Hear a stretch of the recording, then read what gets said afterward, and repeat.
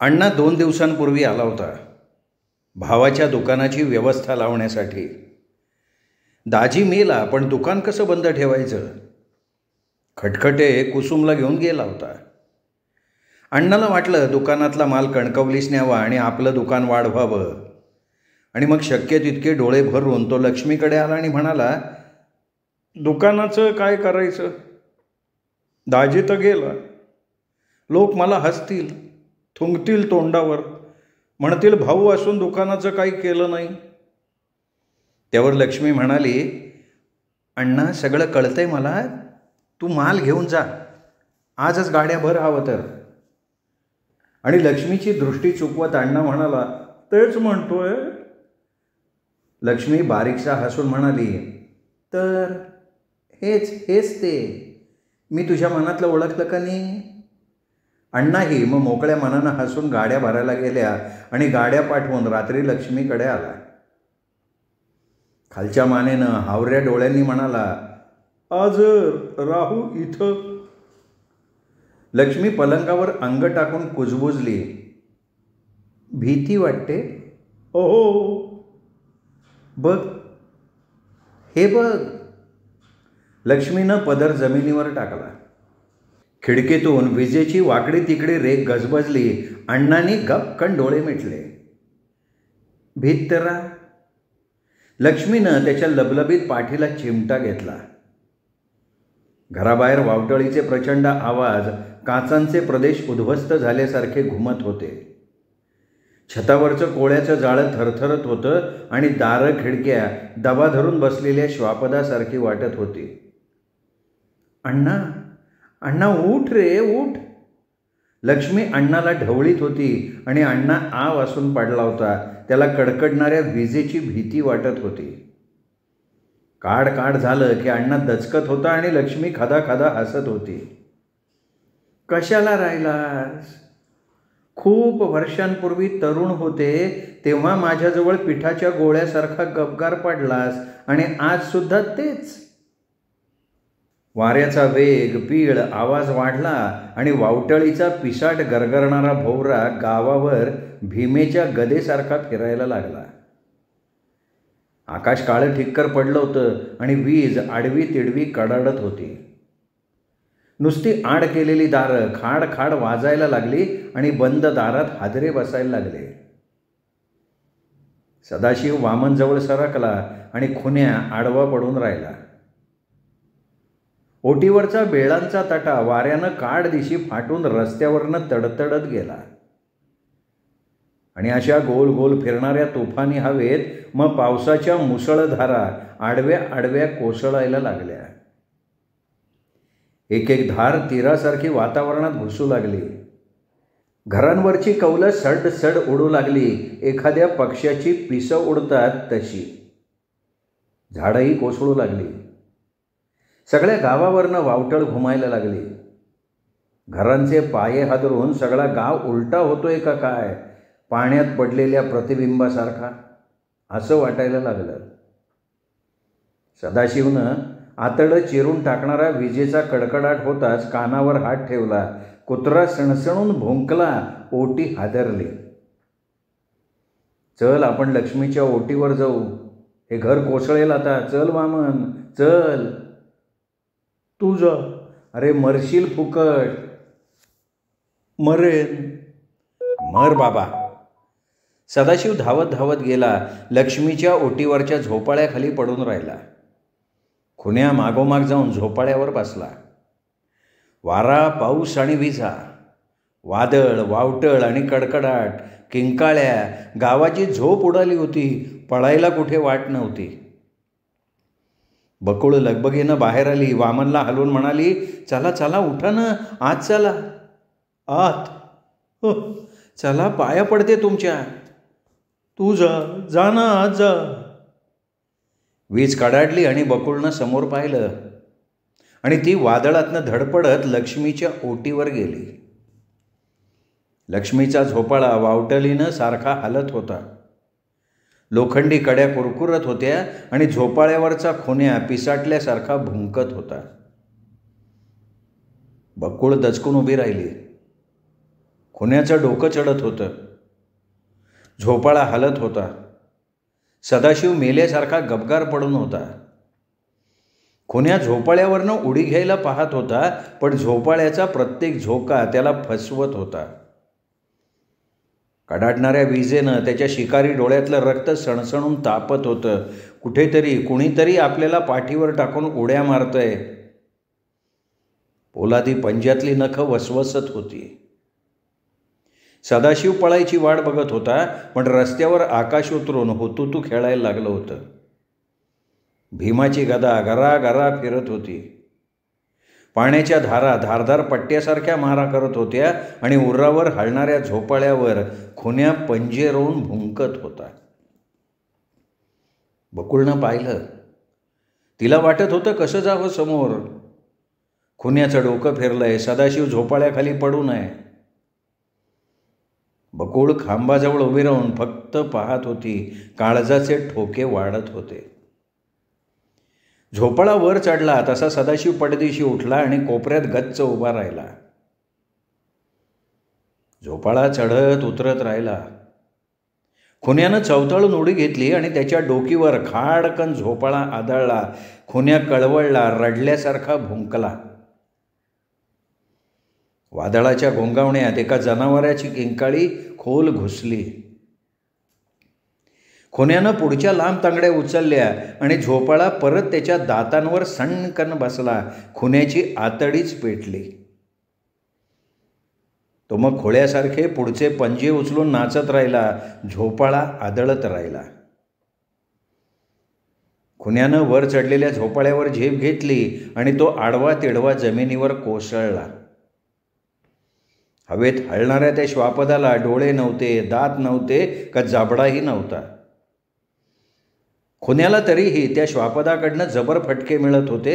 खुन्याचं मस्तक चढत होतं. सदाशिव मात्र थरथरत छातीवर मूठ वळून उभा होता. खुन्यानं सदाशिवला पाहिलं मात्र तो शिकारी पवित्रा घेत थोडा बाजूला उभा राहिला. लांब तोंडाचा तो पिसाळलेला कुत्रा पंजे सावध ठेवून डोळे सदाशिववर खेळवून बसला आणि सदाशिव ओरडला, खुन्या खुन्या, अरे मी सदाशिव. लक्ष्मीनं अण्णाच्या ओथंबलेल्या गालाचा कडकडून चावा घेतला. अण्णानं ओय ओय केलं. जीव खोल ओढून अंगाची घडी करत तो पलंगाच्या कोपऱ्यात सरकला. मांसाचा गोळा लुक लुक पाहत होता आणि लक्ष्मी ताळतंत्र सोडून गदा गदा हलत होती. अण्णा, एक रात्र मजा हवी ना? आत्ता? लक्ष्मीनं अण्णाचं मनगट मुरगळलं. अण्णा बोंब मारायला लागला. अधिकच कोपऱ्यात सरकायला लागला. बापुडवाणा बसून राहिला. लक्ष्मीच्या नसानसात वादळ भडकलं होतं. कपाळपट्टीवर घामाचे थेंब तरारले होते. नाकाच्या बोंडीवर एक घामाचा थेंब थबकला होता, आधाशासारखा. अण्णा, अण्णा, भीती वाटते रे, भीती वाटते. ओ षंढ.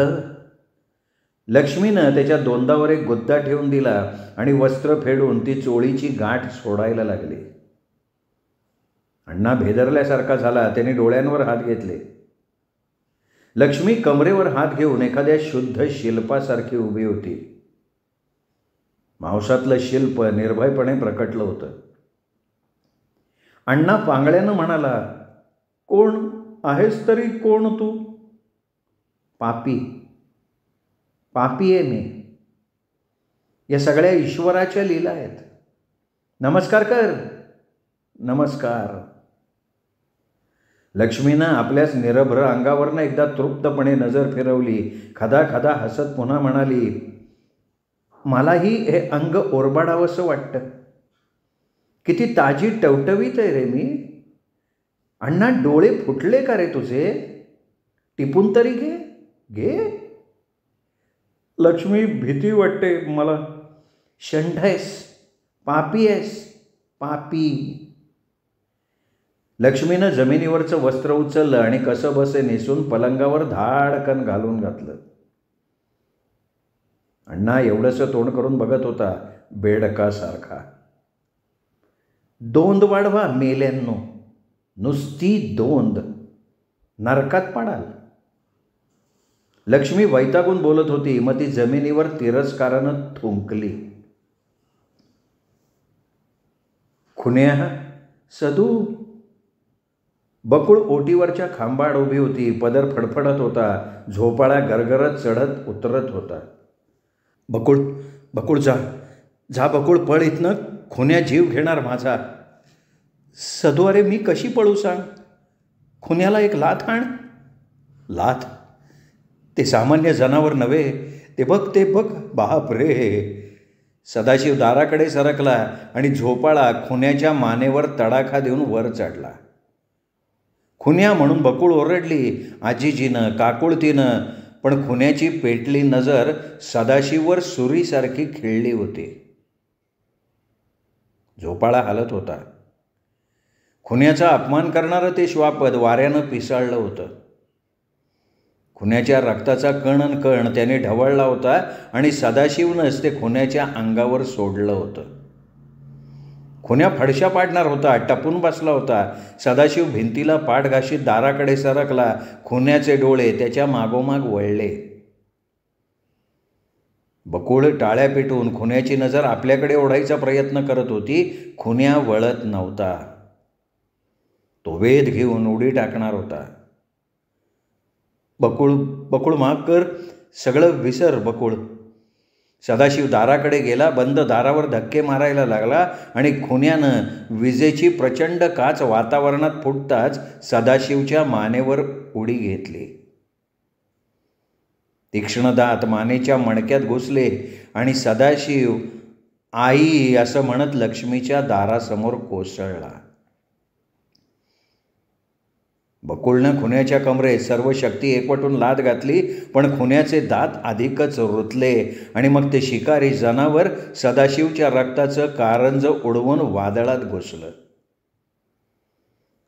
बकुळनं किंकाळी फोडली. सदू. समोरच्या घराचा वामनचा कोपरा स्तब्ध होता. वामनसारखा. वादळाचा वेग उतरत नव्हता. सगळा गाव घराघरात कानावर हात ठेवून बसला होता. लक्ष्मीच्या ओटीवरचा झोपाळा अजून झोके घेत होता. लोखंड्या कर्र कर्र वाजत होत्या.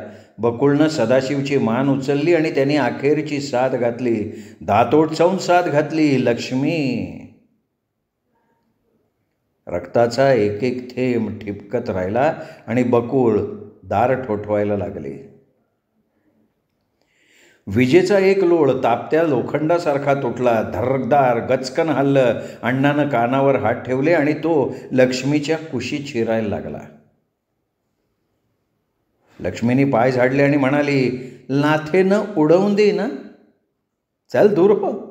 गाढव सुद्धा इतकं भीत नाही. षंढ. माझ्या मालानं भरलेल्या गाड्या वाटेत असतील. शंभो बाबा कृपा कर. या वादळानं मालाची माती होईल. अण्णा, देव कोपेल तुझ्यावर. माझ्या मिठीत ये तर तुझ्या गाड्या वाचतील. लक्ष्मी, पाप पाप बोलतंय. डोळे झाकून नको बोलू. पाप? शंभो भगवंता, माझ्या गाड्या. अण्णा, या लक्ष्मीनं सगळी पापं उरावर घेतली रे. मला काय नाही वाटत. लक्ष्मी बरळल्यासारखी बोलत होती. वावटळीचा गडगडाट होत होता आणि अण्णा पलंगाची कड धरून धापा टाकत होता. मग एक विजेचा काळीज हलवणारा झोत पडला आणि अण्णा पलंगाखालच्या अडगळीत घुसला. पोटाशी गुडघे घेऊन निश्चित पडला. लक्ष्मी थकल्यासारखी पडली होती. कुस्करल्या मनाची एक एक पाकळी दुमडत होती. डोळे ओले ओले होऊन येत होते. वादळानं सगळं वातावरण दणाणत होतं. काही ऐकू येत नव्हतं. लक्ष्मीला वाटत होतं हा देहसुद्धा वावटळीसारखा उडून जावा, सगळ्या गावाचा सत्यानाश करत. बाहेरच्या दारावर कोणी धक्के देत होतं. लक्ष्मीला वाटलं वादळानं दार खडखडत असेल, पण मग एक अस्पष्ट किंकाळी ऐकू आली. तशी लक्ष्मी उठली. लुगडं नीट करत, केस बांधून, पदर कसून. लक्ष्मीनं दार उघडलं आणि ती पाहत राहिली. रक्ताच्या गोठलेल्या थारोळ्यात सदाशिव आव असून पडलाय. ती फक्त दाराचा आधार घेत कशीबशी उभी राहिली आणि सदू म्हणत त्याच्या प्रेतावर कोसळली. तिची किंकाळी ऐकून वामननी वर बघितलं. त्याला वाटलं आज वीणेच्या सगळ्या तारा झाणाणल्या. परत वामननं डोकं खाली टेकलं स्वस्थपणे. सधू, माझ्या राजा, शेवटच्या क्षणी तरी का आलास रे इथे? आणि मग लक्ष्मी बोललीच नाही, फक्त पदरात तोंड झाकून बसून राहिली. वादळ अजून घोंगावत होतं. बकुळ उठून घरी आली. दारावरनं पाहत राहिली. म्हणत होती मनात, शेवटी तरी आला. लक्ष्मी मुलासाठी डोळे भरून बसली आहे. मग तिला आवरता नाही आलं. ती दार बंद करून राहिली डोळे टिपत. अच्युत कुबड्या टेकत आला तेव्हा बकुळ बांधाबांध करत होती. एक स्वच्छ पांढरं बोचकं बांधून तिने वाणशीत ठेवलं होतं. आवर आवर करत होती. तिन्ही सांज होत आली होती. बकुळ, गदगदलेली हाक कानावर येतात ताकमेडीजवळ केरसोणी ठेवून तिने मागे बघितलं. मान खाली घातली. अच्युत कोबड्या टेकून उभा होता. कुठं जायचा बेत आहे का? हो, सांगायला येणार होते. लक्ष्मी कृष्णेवर जातीये. का? सदूच्या. बकुळ, मला कळतं पोरी, कळतं, पण काय करणार रांडेचं? लक्ष्मीच्या गोष्टीत जातात आणि असे. सदूच्या अस्थी घेऊन जातीये लक्ष्मी. मीही जातीये. आई असेल का हो तिथे? अच्युतला कुबड्या फेकून लोळण घ्यावीसं वाटलं. काय कपाळी आलंय माझ्या रांडेचं. काय सांगू पोरीला आता. असेल का तिथे? नाही नाही नाही बकुळ, नाही. बकुळ, तुझे आईशी बापूस मला माहिती नाही. तू भीमाच्या बांधाखाली मिळाली मला मध्यरात्री. लक्ष्मीकडे तुला दिलं आणि मी मोकळा झालो. मला माहीत नाही, खरंच माहीत नाही तुझी आईशी कोण, बापूस कोण. पण बकुळ, हे घर सोडू नकोस. दास्याचं, माझ्या दास्याचं घर रिकामं पडेल ग. अच्युत फक्त कुबड्यांवर भार टाकून खाली तोंड करून उभा होता. एक एक अश्रू ठिपकत होता. सगळा देह पांगळा होऊन गेलाय. हाडनहाड खिळखिळं होऊन गेलंय आणि एक माणूस फक्त हातातल्या 2 अंगठ्या मोजत जातोय. एका कानावर हात ठेवून हे ऐकवत नाही म्हणून पेटीवर बसतोय आणि दिगंबर, काका कुणाला सांगू नका मी इकडे आहे म्हणून, असं सांगून पांघरुणात शिरतोय. अच्युतला दिसत होतं. नाही, हे एवढं नाही सांगणार. एक पाय तरी असू दे. काय ते? नाही, काही नाही. बकुळ, रांडेचं कपाळच फुटकं ग माझं. बकुळ, हे छप्पर पडलं की माझ्याकडे ये. इथे राहा. दिवा तरी लाव या घरात. अच्युत कोबड्या टेकीत घाईघाईनं निघून जात होता. लाकडी पाय ओझ्यासारखा त्याला मिठी मारून होता. दास्यानं पायाला मिठी मारली आहे, सरपटत मागणं येतोय असं अच्युतला वाटत होतं आणि तो आपल्या घराच्या पायऱ्या चढत होता.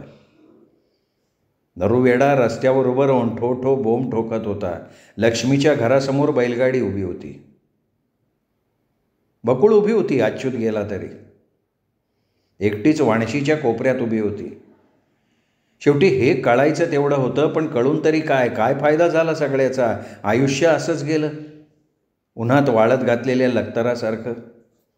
आता हे घर तरी का सोडायचा? इथंच दिवा लावायचा मी. काही झालं तरी इथला दिवा लावला पाहिजे. स्वच्छता केलंय ना मी, मला हवंय म्हणून. मग दिवा नको लावायला? रात्रीच्या वादळातही ती वास्तू उभी राहिली. थोडीशी कौलं कुठे फुटली ती एवढंच. मग त्यासाठी तीर्थयात्रेचा अट्टाहास का धरू? आणि तीर्थयात्रेला माझी आई गेली नाही. ती कुठे असेल कोण जाणे. येईल इथे एक दिवस. येईल तोपर्यंत इथे दिवा लावायचा. तो तर बाहेर खोंगी घालून बसलाय. एवढं झालं तरी त्याचं तोंड वर होत नाही. त्याला तरी कोण आहे? बकुळ भानावर आली. फिरायला लागली. तिने बोचकं उचललं, खुंटीला टांगलं. पारा उडालेल्या फुटक्या भिंगात कपाळ न्याहाळायला लागली. तिन्ही सांज होत आली होती. दिवा लावायची वेळ आली होती. लक्ष्मीच्या दारावरील गाडीच्या बैलांचे घुंगरू मधूनच वाजत होते. बकुळीला सगळं यावेळी स्वच्छ दिसत होतं, आठवत होतं. लक्ष्मी केंबळेकरांच्या अंगणात आली. एक थंडगार लोट आला अंगावर. मांगरामागच्या बागेतला गारवा होता तो. लक्ष्मी क्षणभर स्तब्ध उभी राहिली. मग तिला वाटलं हसेल कोणी. तिला वाटलं मांगरात जाऊन बसावं, त्या माशाच्या डोळ्यातून पाहत, भिंतीला गाल लावून जीव थंडगार करावा. पण याच विचारांच्या डुलकीत ती उंबरा चढून आत गेली. आत्तेबाईच्या खोलीकडे उभी राहिली. दार हलकेच टकटकावलं तिने. आतून थकलेला, खोल बुडालेला आवाज आला, या कोण आहे? लक्ष्मी दार हलकेच ढकलून आत गेली. खाटेवरच्या स्वच्छ शुभ्र गादीवर आत्तेबाई पडल्या होत्या. माथ्यावरचे केस पिकून पांढरे झाले होते. तोंडावर सुरकुत्यांचं जाळं पसरलं होतं. डोळे लुकलुकत होते या सगळ्यातनं. कोण? लक्ष्मी का?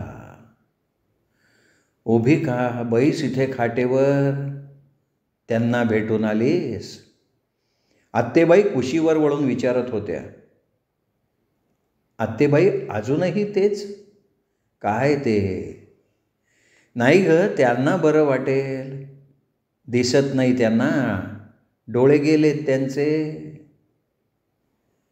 लक्ष्मी शिरशिरली. डोळे नसून भागण्यासारखं नाही. ज्यावेळी दिसायला हवं होतं त्याच वेळी डोळे गेले. लक्ष्मी कष्टी होऊन उठली, पण डोळे कोरडे होते. लक्ष्मी उठली. तिने आत्तेबाईंच्या पायावर डोकं ठेवलं. तीर्थावर जातीये? जा, येऊ नको परत. कृष्णेस नमस्कार सांग माझा. मला चालता येत नाही. आत्तेबाईंनी थरथरते हात जोडले. डोळे मिटून राहिले अगदी शांत. लक्ष्मी मनात म्हणत होती, इतकं सगळं भोगून आत्तेबाई शांत आहेत. परत पायांना हात लावून त्यांची तृप्ती का मोडू? तिने दुरून नमस्कार केला. आतल्या जिन्यावरनं हलक्या पावलांनी माडीवर आली. बाहेरच्या दारावरनं लक्ष्मीनं डोकावलं तर केंबळेकर एकटेच दिवाणखान्याच्या मध्येच आराम खुर्ची टाकून पुस्तकं घेऊन बसलेत. कसलासा जाडजूड काळ्या कव्हरचा ग्रंथ त्यांच्या मांडीवर होता. पुढं जावं का? हे तर वाचतायत.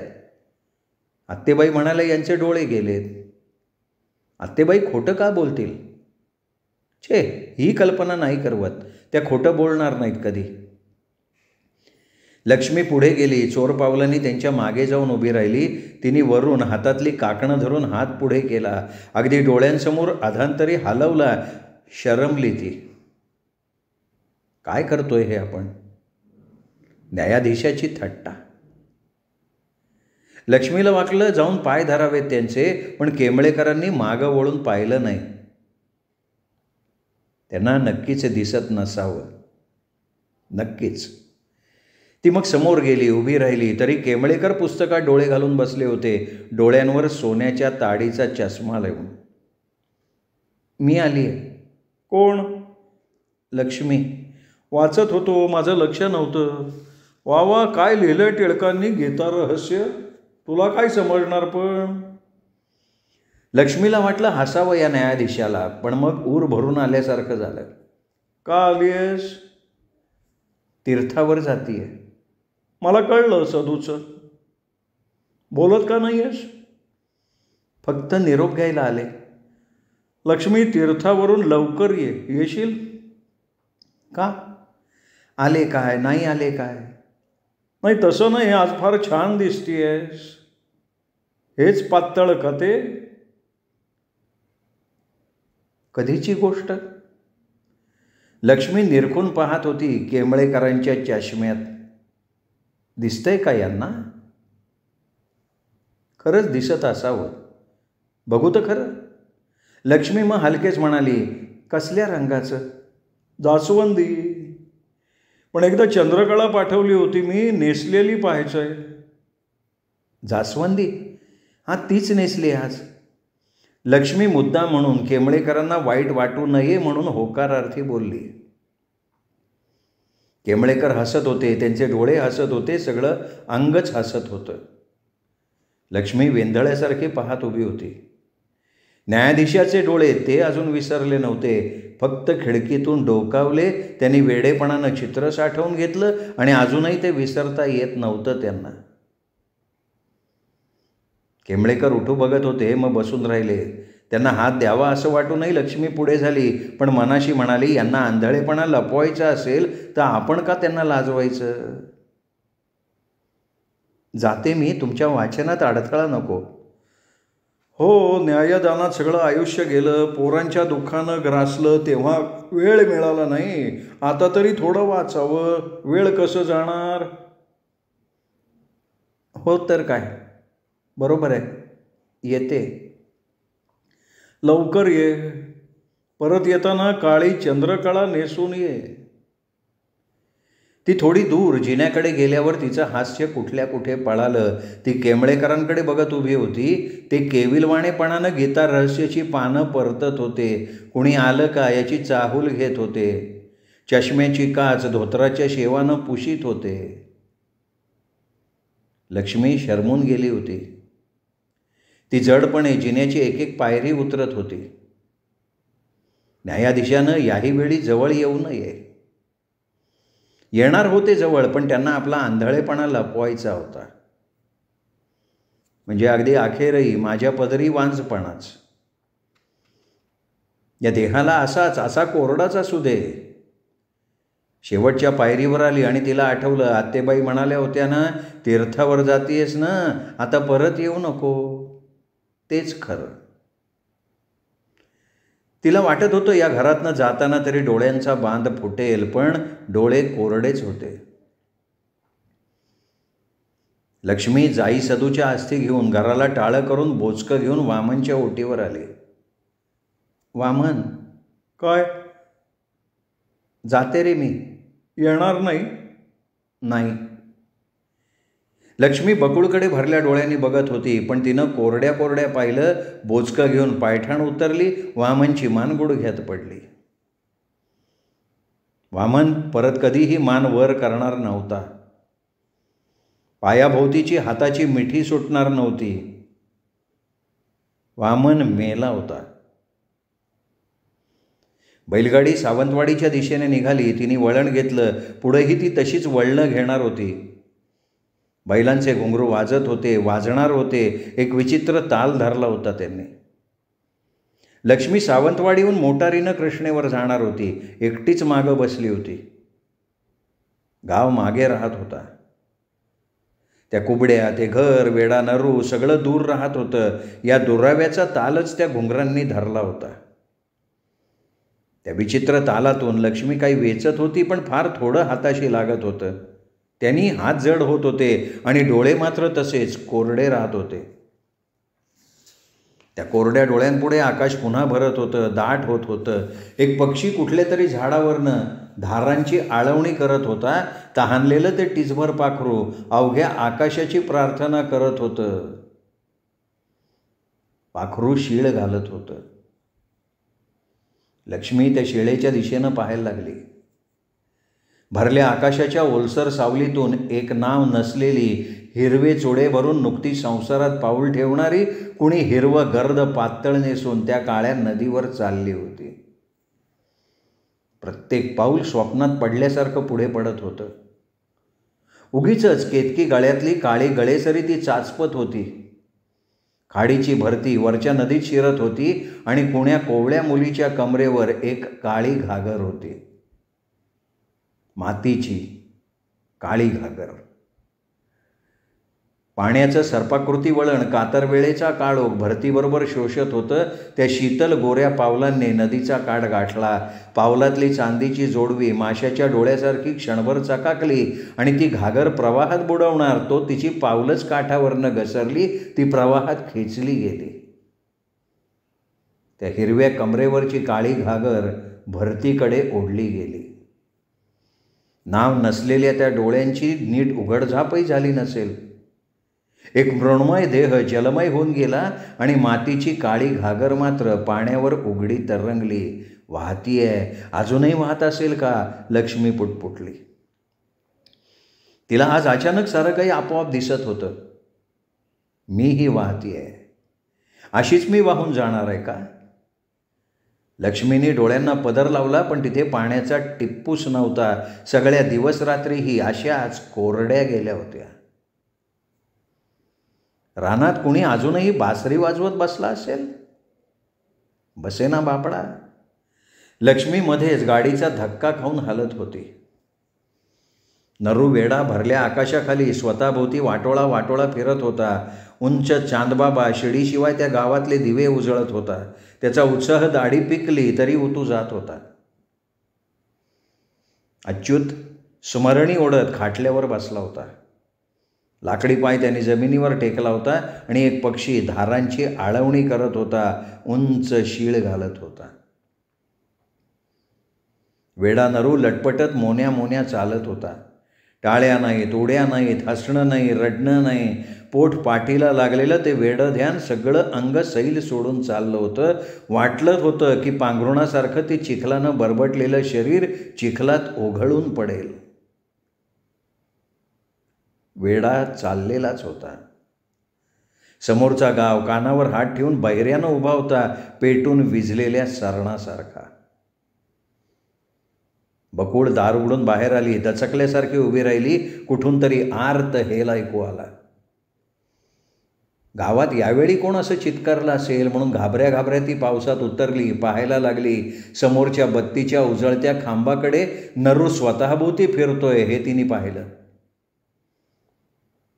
ती लगबगीनं माथ्यावर परत पदर ओढत पुढे झाली. नरूच्या हाताला धरून त्याला तिने ओटीवर आणून बसवलं. वेडा ढुंगण घासत वामनाच्या रिकाम्या कोपऱ्यात जाऊन बसला. त्याने गोडग्यात मान घातली, पायांना मिठी मारली. त्याला भूक लागली आहे.